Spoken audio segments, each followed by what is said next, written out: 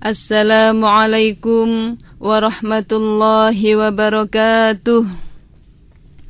Bismillahirrahmanirrahim. Alhamdulillahi rabbil alamin.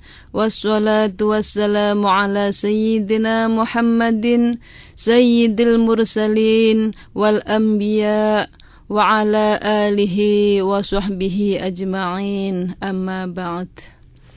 Pendengar yang berbahagia, pagi ini kita diberi kesempatan oleh Allah untuk mengikuti acara kuliah subuh dari Radio Republik Indonesia Surabaya bekerja sama dengan Pondok Pesantren Nurul Faizah Rungkut Surabaya. Kali ini kita lanjutkan kajian kitab Mukhtarul Ahaditsin Nabawiyah. Kita telah sampai pada hadis ke-69. Doa dikala pagi hari. Nabi bersabda, "Idza asbahtum," jika kalian pagi-pagi, jika kalian berada di pagi hari, faqulu, maka berdoalah kalian, maka mengucapkanlah kalian, Allahumma ya Allah, bika denganmu atau dengan pertolonganmu, asbahna kami pagi-pagi, wabika dan denganmu, dengan pertolonganmu, amsaina kami ada pada sore hari, wabika dan dengan pertolonganmu pula, nahya kami hidup, wabika dan dengan pertolonganmu pula, namutu kami meninggal, wa ilaika dan kepadamulah al-maswir tempat kembali. Doa yang dari Rasulullah itu disebut dengan doa ma'thur. Doa ma'thur, kalau doanya banyak maka doa-doa yang ma'thurat, doa-doa yang diperoleh, yang dinukil dari Rasulullah Muhammad sallallahu alaihi wasallam. Maka doa Allahumma bika asbahna wa bika amsayna wa bika nahya wa bika namut wa ilaikal maswir, ini termasuk salah satu dari doa-doa ma'thurat. Maka bagus sekali kalau kita baca setiap pagi ini. Kalau pagi kita baca Allahumma bika asbahna, tapi kalau sore kita baca Allahumma bika amsayna. Itu ya. Allahumma bika asbahna wa bika amsayna wa bika nahya wa bika namut wa ilaikal maswir. Barang siapa yang membaca doa ini pada setiap pagi hari, niscaya ia dijaga oleh Allah hingga sore harinya.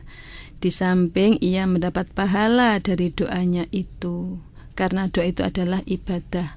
Ad-du'a'u mukhul ibadah. Doa itu otaknya ibadah. Jadi pusatnya ibadah itu pada doa. Karena biasanya kalau kita doa itu kita sungguh-sungguh, kita khusyuk, kita konsentrasi kepada Allah, mohon apa yang kita mohonkan dalam doa itu. Nah, apakah dikabulkan oleh Allah setiap kali berdoa? Berdoa itu kalau memang baik, akibatnya untuk dia dikabulkan oleh Allah di dunia. Kalau di dunia enggak baik akibatnya, dikabulkan oleh Allah di akhirat. Atau kalau dia rajin berdoa, maka kalau ada qadha, ada ketetapan padanya yang kurang baik, yang buruk, maka diganti oleh Allah, karena dia senang atau suka sering berdoa.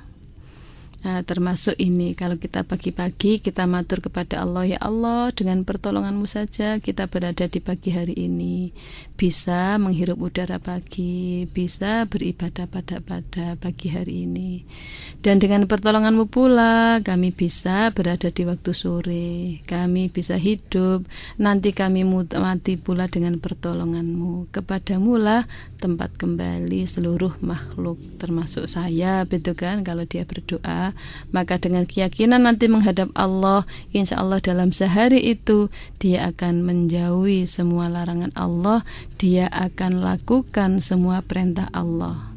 besoknya dibaca lagi seperti itu, besoknya juga melakukan seperti itu, terus pada akhirnya sepanjang hayat ia akan dipelihara oleh Allah dari dosa, dari kemaksiatan, dari pelanggaran hukum-hukum dan aturan Allah. Insya Allah kita berada di jalan yang benar, karena kalau kita ingat Allah, Allah ingat kita. Fadhkuruni adzkurkum, ingatlah kalian padaku, maka aku ingat kalian. Tuh, kalau kita berdoa pada Allah, kita ingat Allah, maka insya Allah Allah memperhatikan kita dengan menjaga, menolong, membimbing, memelihara dan lain sebagainya. Doa kita pasti terkabul.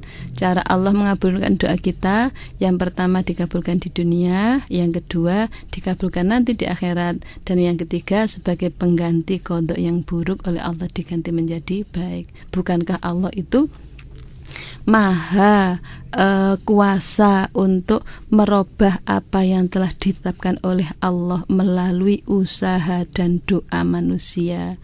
Allah berfirman, ud'uni astajib lakum, berdoalah kalian padaku, niscaya aku kabulkan pada kalian. Wa idza sa'alaka 'ibadi 'anni fa inni qarib ujibu da'watad da'i idza da'ani. Al-ayah. Muhammad, kalau hambaku tanya kepadamu tentang aku, di mana aku, maka jawablah, aku sangat dekat. Aku mengabulkan doanya orang yang berdoa jika dia berdoa padaku. Nah, karena Allah janji mengabulkan doa dan Allah tidak pernah ingkar janji, maka setiap langkah kita berdoa, termasuk untuk membuka lembaran kehidupan dalam sehari itu. Pagi hari kita buka dengan berdoa kepada Allah, dan ajaran Rasulullah punya doanya adalah Allahumma bika asbahna wa bika amsayna wa bika nahya wa bika namut wa ilaikal masir. Kita lanjutkan pendengar pada hadis nomor 70, doa sewaktu hendak tidur. Idza toja'ta, jika kau telah berbaring, berarti sudah siap untuk tidur, fakul, maka berdoalah, maka mengucapkanlah, a'udzu, aku berlindung, bi kalimatillahi, dengan kalimat-kalimat Allah, at-tammati, yang sempurna, min ghadabihi, dari marahnya, wa iqabihi, dan siksanya, wa min syarri ibadihi, dan dari kejelekan hambanya, wa min syarri hamazati syaitini, dan dari godaan-godaan setan, wa ayyahdurun, dan jika mereka datang kepadaku. Nah, biasanya kita kalau mau tidur doanya Bismika Allahumma ahya wa bismika amut. Itu anak-anak kita, cucu-cucu kita sudah hafal semua itu kalau mau tidur. Bismika Allahumma ahya wa bismika amut. Itu salah satu bentuk doa sebelum tidur. Nah, pada hadis ini disebutkan bacaan lain atau doa lain, doa versi lain yang dibaca sebelum tidur. A'udzu bikalimatillahi tammah min ghadabihi wa iqabihi wa min syarri ibadihi wa min syarri hamazati syaitini wa ayyahdurun. Apabila sudah berbaring, sudah mau tidur, maka berdoa, aku berlindung kepada Allah melalui kalimat-kalimatnya yang sempurna dari kemurkaan dan siksanya, dan dari kejahatan hamba-hambanya, serta dari bisikan setan dan dari godaan mereka kepada diriku jika mereka hadir kepadaku itu. Dalam hadis terdahulu telah disebutkan doa yang disunahkan untuk dibaca ketika menjelang tidur, dan dalam hadis ini disebutkan pula doa lain, ya, redaksi lain yang dianjurkan untuk dibaca pula ketika seseorang hendak tidur di malam hari, sudah berbaring, bukan masih duduk atau masih belum berada di tempat tidur, bukan. Barang siapa yang membaca salah satu dari kedua doa tersebut, berarti ia mengikuti tuntunan Nabi Muhammad SAW. Dan lebih baik lagi apabila kedua-duanya dibaca sebelum tidur itu, karena dua-duanya diajarkan oleh Rasulullah Muhammad SAW. Nah, ini juga menunjukkan pada kita bahwa jika kita tidur itu, kalau kita tidur saja ya hanya dapat tidur, hilang ngantuknya, hilang capeknya, istirahat. Tapi kalau kita awal dengan berdoa, maka tidur kita bisa menjadi ibadah. Tidur kita mendapatkan pahala dari Allah Subhanahu wa ta'ala. Nanti dibangunkan oleh Allah pas tahajud, tidak dibiarkan oleh Allah sampai subuh, apalagi sampai waktu subuh habis. Tidak akan demikian. Allah memperhatikan kita karena kita memperhatikannya.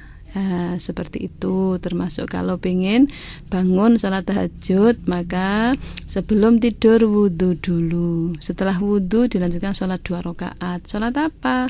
Sholat tobat boleh, sholat mutlak juga boleh, sholat hajat juga boleh, 2 rakaat. Setelah itu lalu berangkat berbaring untuk tidur membaca doa ini. Saya yakin nanti malam dibangunkan oleh Allah sebelum subuh, sehingga sempat bermunajat, berbisik-bisik kepada Allah dalam sholat tahajud, dalam doa-doa, dalam zikir-zikir di waktu mustajabah itu, waktu yang insya Allah akan dikabulkan semua doa kita, sepertiga malam yang akhir itu. Nah, mudah-mudahan pendengar kita, pendengar sekalian, kita ditolong oleh Allah dapat melaksanakan kebaikan-kebaikan itu. Kemudian kita lanjutkan pada hadis ke-71. Jangan menolak rizki.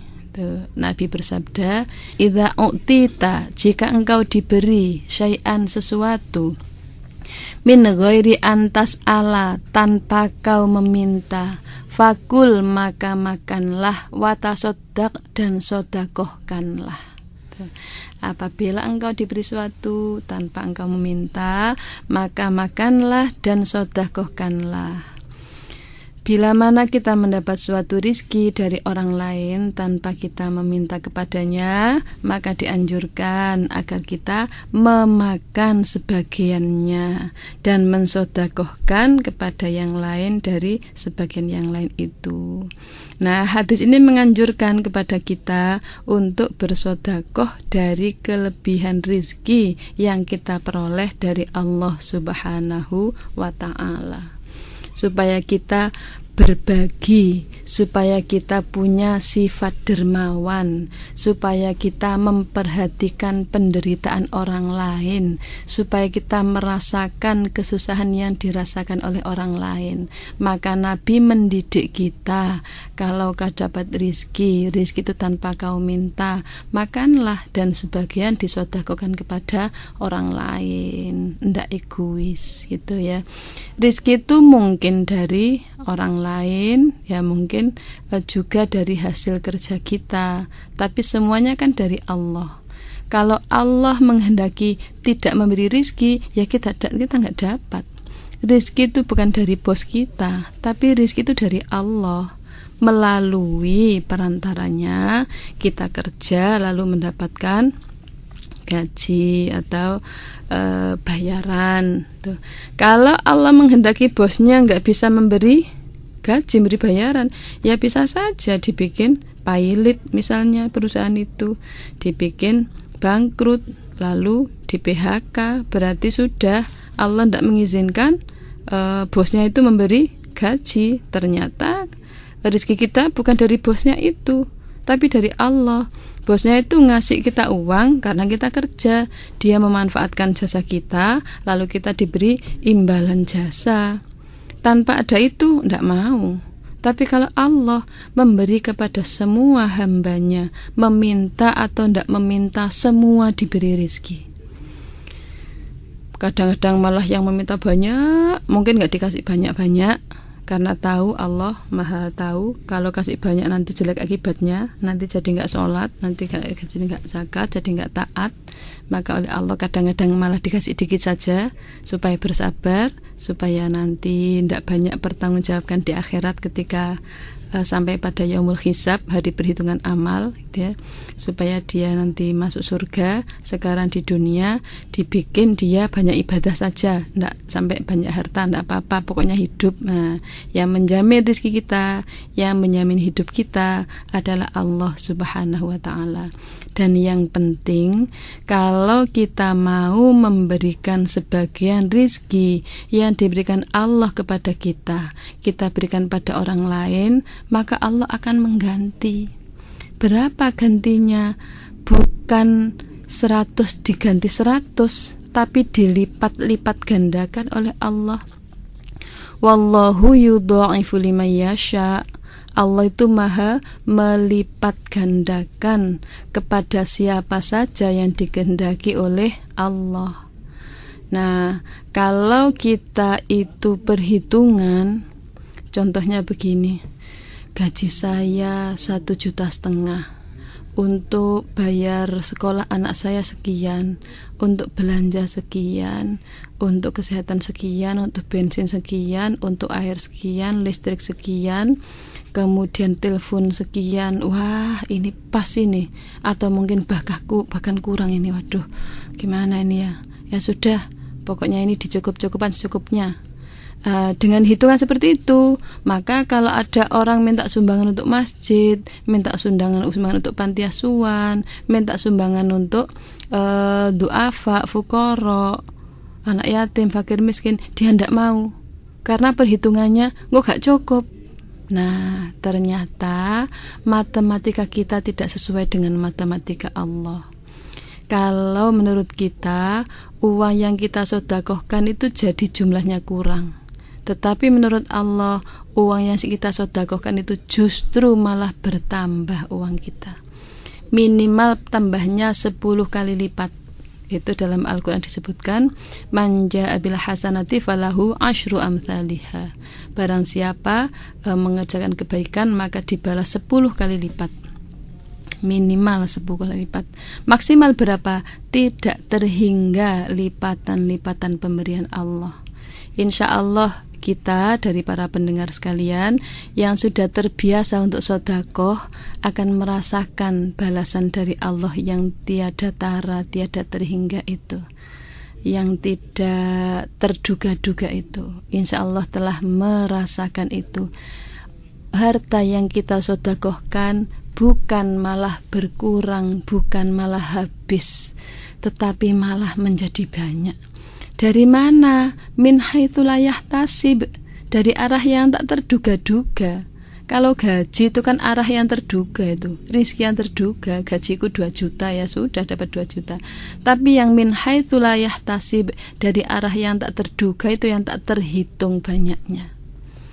Kalau orang belum percaya maka bertanya, dari mana? Nonsen, gak mungkin, hitungan saya itu loh ndak ada. Orang yang kurang percaya dengan balasan pelipat gandaan Allah kepada orang yang mau sedekah.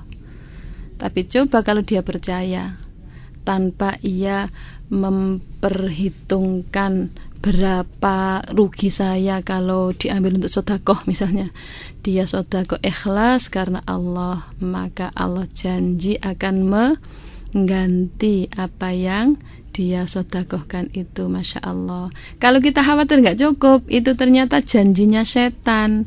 Dalam Al-Quran surat Al-Baqarah disebutkan, a'udzubillahi minasyaitonirrajim, bismillahirrahmanirrahim, asyaitonu ya'idukumul faqra wa ya'murukum bil fahsya wallahu ya'idukum maghfiratan minhu wa fadla. Setan itu menjanjikan kamu, ya'idukum menjanjikan kalian, al-faqra kefakiran, wa ya'murukum dan memerintah kalian bil fahsya dengan berbuat kerusakan, berbuat kemungkaran, berbuat kekejian. Itu janjinya setan. Maka kalau kita merasa engko nek tak sedekahno kurang, lah itulah janji setan, kurang, fakir itu kurang, engko gak cukup. Nah itu janjinya setan yang diterima, yang diyakini, yang ia percaya. Padahal sebenarnya bagaimana janji Allah? Wallahu ya'idukum maghfiratan minhu wa fadla. Sedangkan Allah menjanjikan pada kalian ampunan darinya dan kelebihan, karunia yang melimpah. Kalau kita mau sedekah, uangnya cuma segini. Kalau disedekahkan nanti gimana kalau kurang? Hatinya langsung jawab, nanti diganti oleh Allah tak terhingga banyaknya. Nanti diberi berlipat-lipat ganda oleh Allah. Iya, nanti yang ngasih rizki Allah, lalu ia sedekahkan. Itu orang yang percaya terhadap janji Allah. Tinggal kita, kalau kita beriman, iman kita kuat, kita percaya pada janji Allah. Tapi kalau iman kita tipis, justru kita percayanya kepada setan, janji fakir. Jangan disedekahkan, nanti kurang, nanti habis, nanti gak cukup, macam-macam. Itu janjinya setan, jangan dimasukkan hati. Yang menerima janji itu hanya nafsu. Nafsu kita bilang, iya engko entek, kan duwe-duwe, engko gak wis. Nah, itu nafsu kita. Tapi kalau iman kita, akal kita akan menerima janji Allah. Iya, saya berikan kepada dia karena dia butuh, dia belum makan hari ini, saya berikan kepada dia. Meskipun dalam dirinya sendiri mungkin ia berkekurangan, tapi ia merasa ia masih bisa melihat, ia masih bisa mencari, masih bisa memperoleh dari jalan yang lain. Kalau saja misalnya dengan diberikan pada orang lain lalu gak cukup, dia hutang, dia merasa aku masih kuat bekerja untuk bayar hutang. Jadi dia lebih mementingkan orang lain, itu diutamakan dalam hal dunia. Tapi kalau dalam hal akhirat enggak. Kita punya rukun cuma satu, ya kita harus sholat duluan, jangan orang lain ya. Untuk akhirat harus mengutamakan dirinya sendiri dulu ya. Al-itharu fil ibadati mamnuun. Mendahulukan orang lain dalam ibadah itu dilarang. Tapi al-itharu fid dunya makmurun, mendahulukan orang lain dalam urusan harta, urusan dunia, urusan mal itu diperintah. Pendengar yang berbahagia, demikian kuliah subuh yang kita pelajari bersama pagi hari ini. Mudah-mudahan bermanfaat untuk kita semua, untuk meningkatkan ibadah kita, meningkatkan ketaatan kita kepada Allah Subhanahu wa ta'ala, sehingga insya Allah semakin tambah usia,